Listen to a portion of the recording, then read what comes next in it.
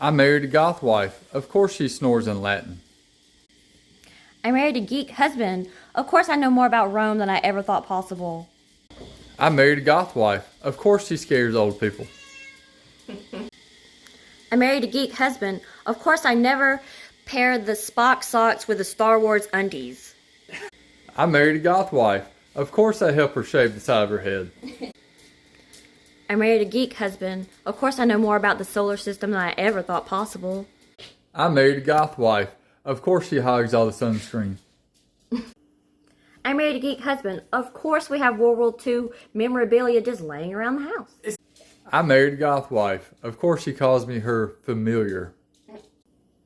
I married a geek husband. Of course I know where he keeps his holographic Pokemon cards.